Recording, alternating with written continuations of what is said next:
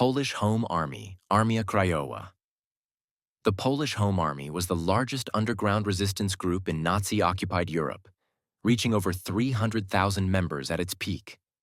Active across all of occupied Poland, they focused on sabotage, gathering intelligence, and carrying out assassinations against German officials.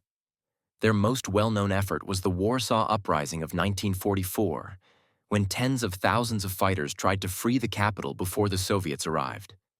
They held out for 63 days, despite being outmatched. After the uprising was crushed, much of Warsaw was destroyed, but the Home Army became a symbol of national pride and resistance. French Resistance. The French Resistance was a network of many groups united by a common goal: fighting Nazi occupation and the Vichy regime. They specialized in sabotage, such as derailing trains, cutting communications, and providing intelligence to the Allies. During D-Day, the resistance played a key part in slowing German reinforcements on their way to Normandy. They also targeted collaborators and published underground newspapers to keep morale up. By the time Paris was liberated in 1944, the resistance had grown into a major national movement. Ukrainian Insurgent Army, UPA. The Ukrainian Insurgent Army began in 1942 and became one of Eastern Europe's most organized resistance forces. They fought against both Nazi Germany and the Soviet Union in pursuit of an independent Ukraine. Working from forests and mountains, UPA units staged ambushes, raids, and guerrilla attacks. They set up mobile hospitals, supply lines, and their own leadership, almost like a government in hiding. Even after World War II, UPA continued its fight against Soviet rule well into the 1950s, making it one of Europe's longest-lasting partisan groups. Yugoslav Partisans, Tito's army, led by Josip Broz Tito. The Yugoslav Partisans grew into one of the most successful resistance movements of the war.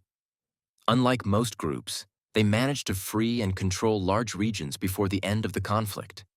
By 1944, they had over 800,000 fighters and became the foundation of the future National Army. With Allied support, the partisans led major offensives against German and collaborationist troops. Tito's movement didn't just drive out the occupiers, it also helped shape post-war Yugoslavia as a socialist state. Greek resistance, ELAS and EDS. During the Nazi occupation of Greece, two main groups led the resistance: ELAS, backed by communists, and EDS, a nationalist force. Most of their actions focused on mountainous areas, where they attacked German garrisons and infrastructure.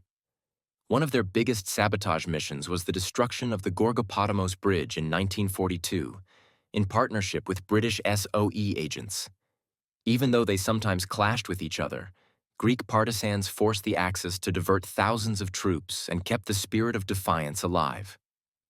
Italian partisans. After Mussolini fell in 1943, Italy was thrown into turmoil, with the country split between German occupation and an anti-fascist government. Thousands joined partisan groups to resist German troops and the remaining fascists.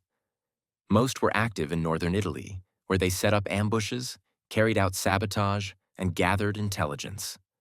By 1945, their efforts had largely disrupted German supply lines and played a big part in freeing cities like Milan and Turin. In the end, it was partisans who captured and executed Mussolini, marking the final end of fascist rule in Italy. Soviet partisans behind German lines. Soviet partisans launched a huge guerrilla campaign across Belarus, Ukraine, and Russia. They destroyed bridges, sabotaged trains, and attacked supply routes, making it much harder for the Wehrmacht to operate. By 1943, more than 1 million Soviet partisans were in action, supported by Moscow through supply drops and coordination. Their work was key to Red Army offensives, cutting off German reinforcements and collecting vital intelligence. In the end, their numbers and impact made them one of the largest and most effective resistance forces of the war. Chinese guerrillas and Communist Eighth Route Army. While Japanese forces occupied much of China, Mao Zedong's Eighth Route Army and local guerrillas waged a tough, drawn-out fight. They relied on ambushes, sabotage, assassinations, and the support of the rural population. Over time, these groups grew into a full-fledged army that controlled huge areas behind enemy lines. Their organization and experience during the war would later help them win the Chinese Civil War.